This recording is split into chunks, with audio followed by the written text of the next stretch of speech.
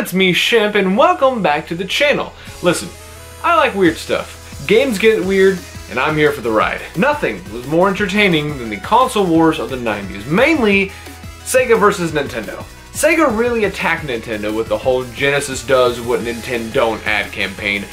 It was stupid and extremely 90s, but I love it. Tons of companies tried to throw their hat in the ring when it came to the video game market because everyone wanted a piece of that video game money. Panasonic's 3DO console, the Tiger's Game.com, the Neo Geo Pocket, even in the mid-2000s, Nokia made a gaming phone, and it's what keeps me up at night. But what all these companies failed to do that Sega and Nintendo had was a mascot and money. Nintendo had Mario, Metroid, Zelda. Sega had Sonic, Golden Axe, Virtua Fighter, all games that would make you want to buy those systems. Many of these other consoles just had ports of the other games, mainly Sega's games. So why would I spend more to play a worse version of Sonic when I have a Genesis at home?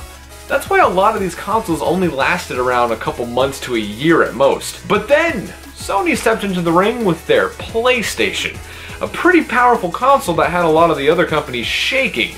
Now, everyone else wasn't focused on exclusive games anymore. They were focused on power. This is what mainly drove Atari to go bankrupt like, what, 80 times? But Nintendo kept to their own. They were mainly focused on dominating the handheld market since no one else was. But Sega was always trying to outdo the competition. That's why we have the amazing Sega Tower of Power. A Sega Genesis attached to a Sega CD with a 32X inside, a copy of Sonic & Knuckles with Sonic on top. Maybe one day I'll be able to sleep.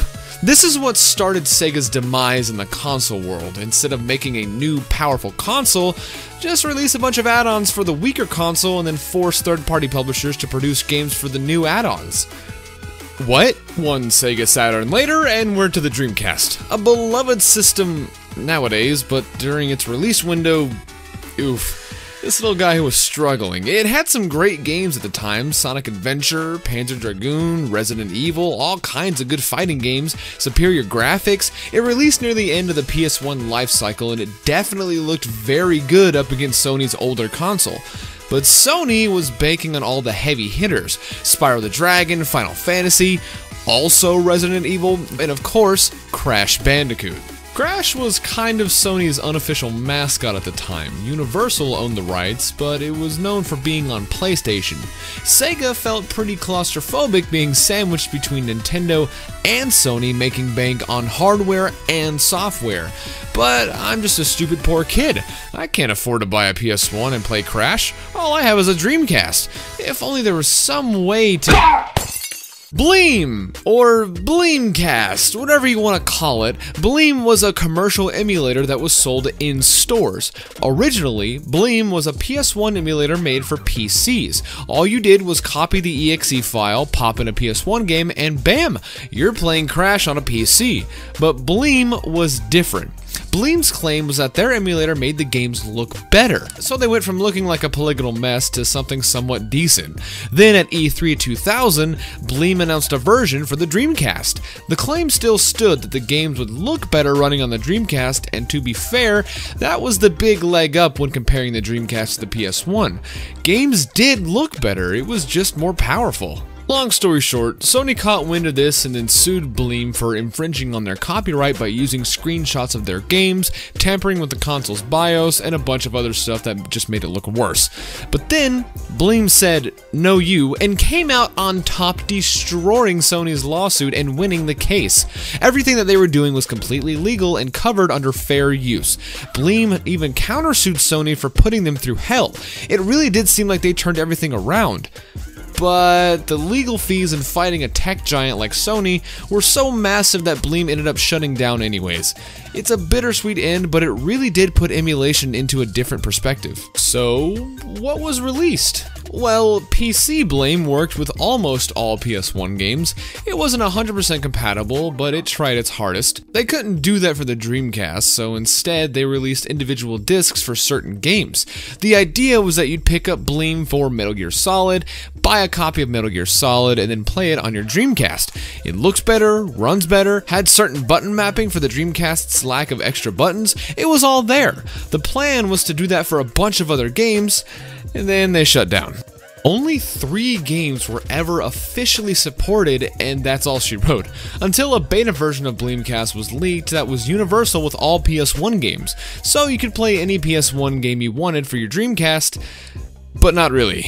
But I had to know. I had to see if I could run any PS1 game, so I dug out my Dreamcast from God knows where and got to work. Now this is a very early version of Bleem, but it's still interesting to see. Getting it to run was not as easy as you may think. See, the Dreamcast had less security than a baby gate.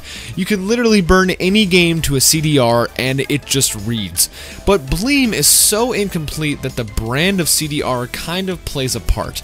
I have these super cheap Walmart CDRs that make it hit or miss. After burning the leaked beta build, I had to constantly turn it off and on until I finally got to the screen.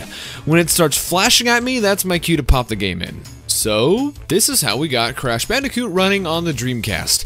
How does it run? Well, it runs. As you can see, popping in Crash 1 shows that it's very broken. I should also mention that the Dreamcast only reads one audio track from the PS1 disc, which is the music, so no menu options, sound effects, or voice recordings. Strictly music that likes to lag. But actually playing the game is a different story. As we can see, a lot of textures and geometry just don't like to load in certain areas, but a vast majority of the game is actually working. Seeing the Dreamcast hardware play a PS1 game is something I never thought I'd ever see. What impresses me more is that the Dreamcast does more than just play the game. It actually smooths out the geometry and cleans up the overall picture. Not only that, but the frame limiter is disabled so it can theoretically hit 60 FPS if it was more powerful. But there are certain areas where we get to see PS1 Crash Bandicoot running at 60 frames.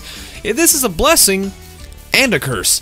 See, the problem is that Crash's physics are tied to the frame rate, which was designed at 30 FPS. Raising the frame rate makes everything go wonky. Whenever the game hits anything above 30, Crash's movement speed gets very fast. As you can see, I'm easily outrunning this boulder. But it's Crash Bandicoot. I can't stress enough how fascinating it is to see this. Next, we need to get Sonic Jam working on a PS1.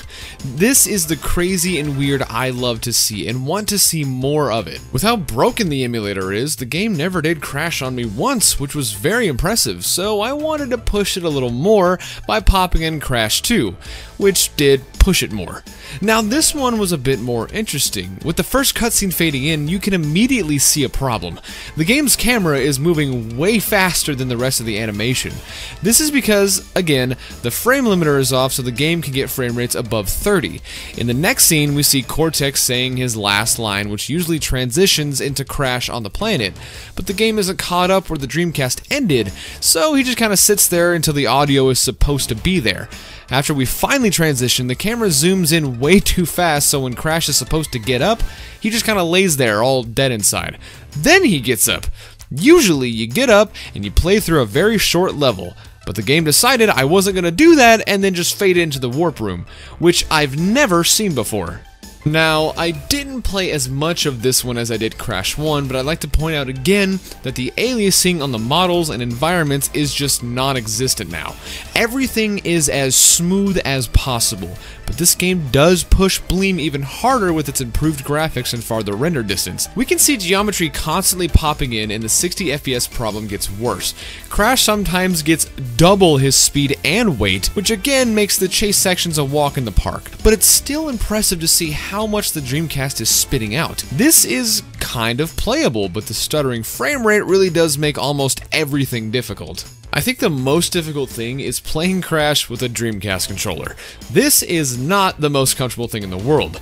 The analog stick isn't even recognized by Bleem, so I have to use this mushy D-pad. Bleem actually was going to make their own PS1 controllers with a PS1 controller adapter for the Dreamcast, but after Sony clapped their cheeks, nothing came about this. But can you imagine what would have happened if they never shut down after winning the case? Think of how optimized these games would be for the Dreamcast. Emulators are way more present now than they have ever been, and I think we have Bleem to thank for that. This was a huge milestone in emulation, getting a console to play the games the other console of the same generation had. That's like if we got Uncharted to work on a 360 somehow. That's how big of a deal this is. So, I hope you enjoyed this video. I love doing stuff like this. It's so interesting to me. What other things can we accomplish with different hardware? Let me know in the comments what you'd like to see. And with all that said, I'll see you all in the next video.